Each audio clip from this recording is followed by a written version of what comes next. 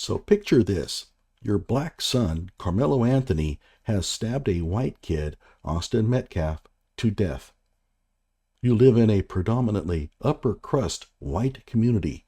The jury that will hear your son's case will probably be all white and well-to-do. You hire a competent attorney who does his best to settle everyone down, calling for people to withhold judgment until the facts come out. At which point we have a court system that will ensure that both the stabber and the stabee get the justice they deserve, whatever that may be. But the controversy has become increasingly politicized and racialized. As a result, both your family and the Metcalf family get attacked by roving social media gangs, complete with slander and death threats. All this controversy could bleed into the courtroom, endangering your son's chances of getting a fair trial. Now, how can I solve my family's problem? I know. How about a spokesperson? Someone who can paint the family, and of course Karmelo, in a good light, showing the world that this is your average Frisco family just trying to get by. Make the community look beyond the color of your skin and see an all-American family that has the same concerns and problems and challenges as everyone else. And so you thumb through the online listings and you come across the Next Generation Action Network, and you hire them. And oh boy, hello out there. I am trying to get through. With cold, blunt analysis cradled in the warmth of reasoning, it's time for Johnny Walker Dread to straighten you out on a thing or two. Emanating all the way from exciting Las Vegas, Oklahoma, it's time for the Johnny Walker Dread Show. So who is this Next Generation Action Network? Well, we can see. Here comes the history. The Next Generation Action Network was founded in 2014 by Minister Dominic Alexander. Yeah, we know who he is. Remember, he's the one that gave the press conference for the family. And with the support of Damon Crenshaw and Kiara Saunders. We'll hear more about Kiara here in a moment. The Next Generation Action Network has developed to be one of the largest social justice organizations in North Texas and one of the fastest growing organizations in the nation. Is Rashad Ritchie writing their stuff?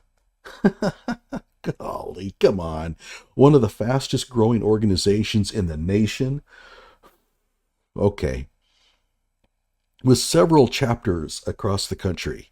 Some of the major focuses within the organization include education, legal advocacy, criminal justice, women's rights, LGBTQIA, and human and civil rights violations. And if you're starting to get a little suspicious, you'd be right. Over the years, the Next Generation Action Network has organized for a plethora of causes. It has taken great strides towards combating oppression and discrimination for the Black, brown, and indigenous communities. Keep in mind, I'm not saying there's anything wrong with that. I'm saying that this was probably not the best organization to hire if your black kid stabbed a white kid in a white community. Shortly after the organization was established, the Next Generation Action Network took to the streets in September of 2014, protesting against the non-indictment of Darren Wilson and joining the national fight for justice for Michael Brown. There you go. For those of you who are not in the know, Michael Brown attacked Darren Wilson. Darren Wilson was an officer for the Ferguson Police Department in Missouri. Wilson shot Michael Brown to death. Michael Brown's friend, who was walking with him at the time, ran away. And then when he came back, he went to the media, not the police, but the media, and fabricated a complete story about how Michael Brown had his hands up and was saying, "Don't shoot." It was a total lie. Then people heard that and they decided they wanted to become witnesses for the prosecution. And so they came to the police and said, "Yeah, we heard it too. He was saying, 'Don't shoot. I have my hands up.'" Later, it was proven they lied, and Michael Brown's friend lied. I have a number of videos on it. I even read the grand jury report in one of my videos where they interviewed the witnesses. There is no doubt about it. Officer Darren Wilson was in the right. Michael Brown was the attacker. And this organization tried to rally the community to get Darren Wilson put behind bars. That's who this family hired to be their spokesperson. Yeah. Let me read down a little bit further here. The reason why is they're talking about cases I'm not aware of. Keeping momentum on the movement, and locally and nationally, the Next Generation Action Network protested the McKinney Police Department for the assault of participants at a pool party. I vaguely remember something about that. And the Waller County Police Department for the murder of 28-year-old Sandra Bland. Now, keep in mind, this is on their official website. Sandra Bland was not murdered. She committed suicide. There's no doubt about that. The persistent actions of NGAN to hold the Waller County Sheriff accountable for her death aided the advocacy that got the Sandra Bland Act signed into law by Governor Abbott in June of 2017.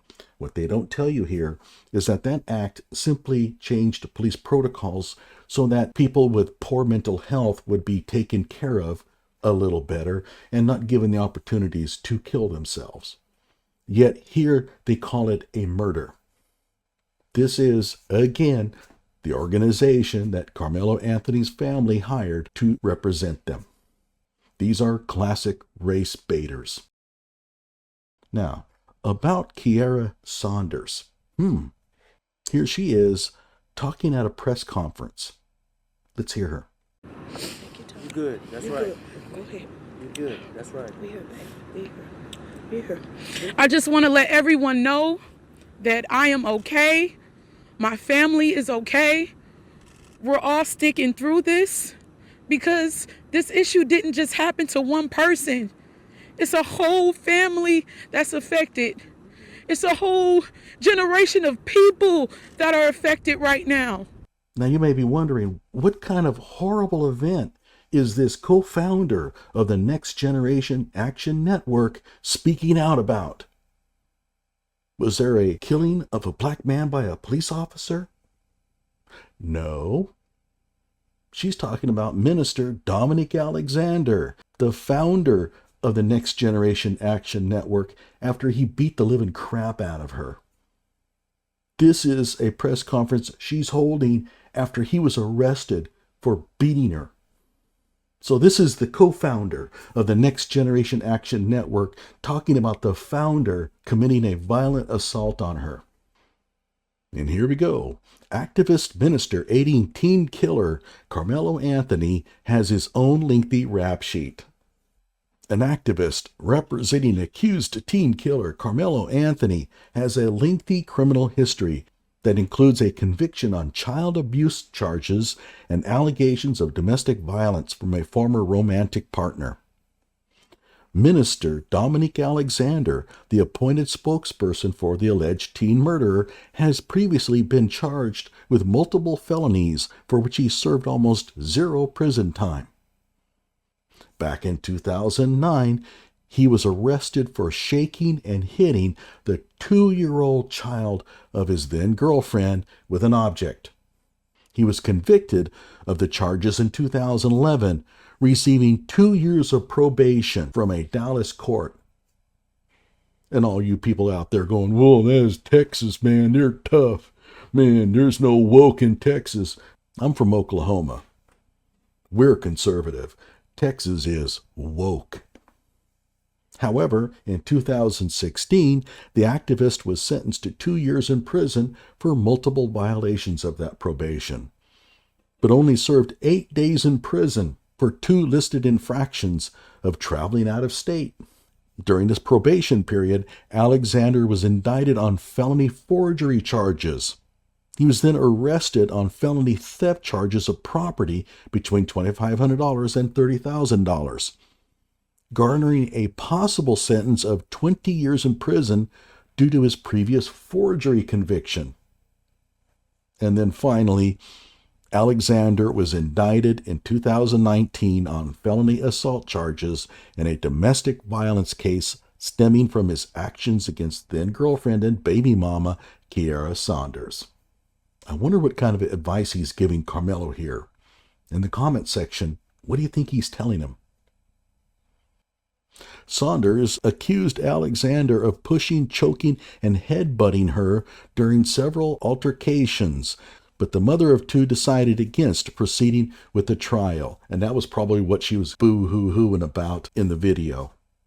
She refuses to do anything, and so ends up releasing a violent felon out into the community. One of the reasons why we have a lot of violent people out there is because girlfriends refuse to press charges.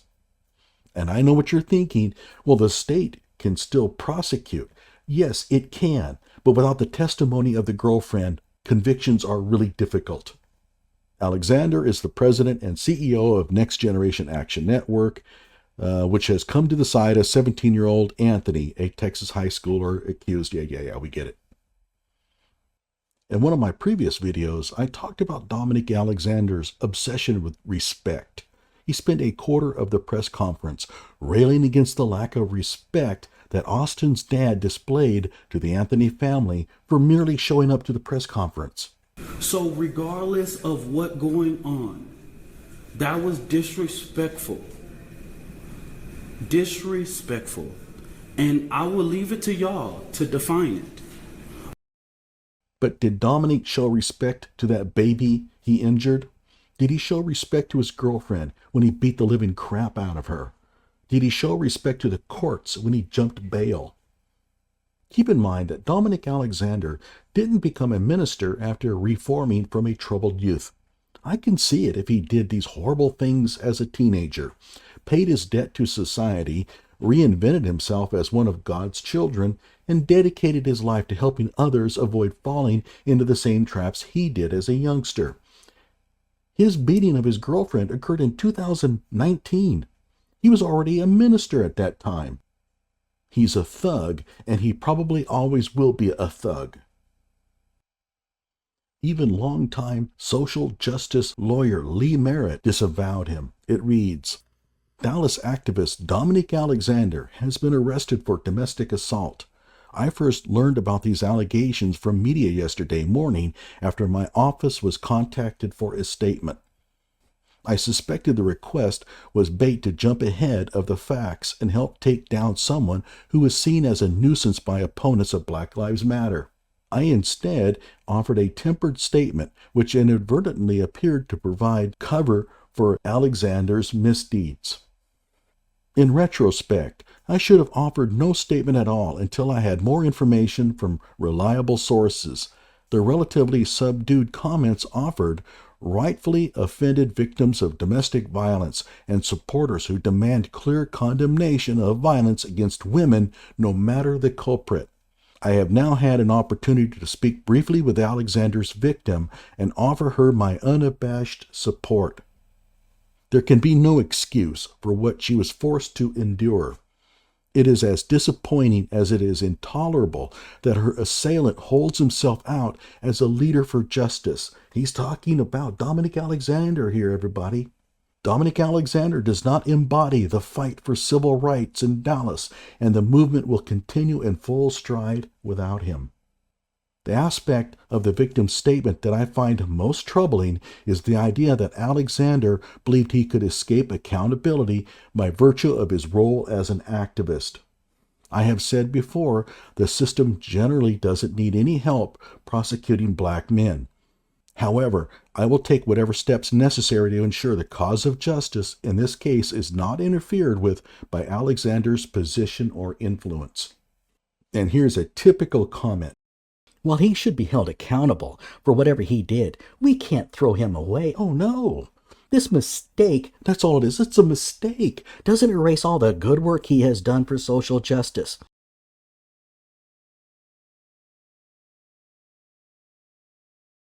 Just in summary, Karmelo Anthony's parents hired an organization headed by a violent felon to speak for them, and then let that violent felon hold a press conference on their behalf.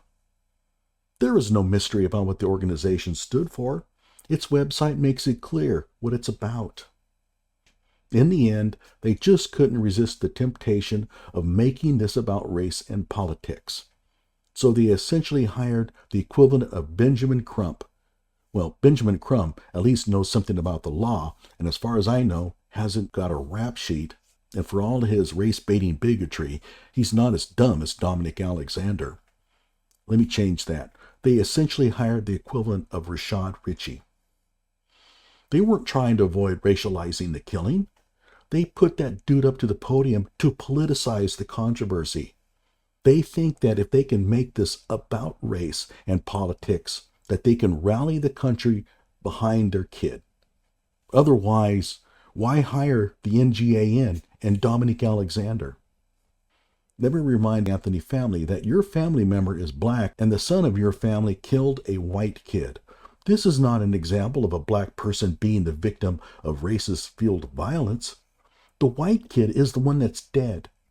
And you hired an organization to paint your son as the victim. That is what this organization does.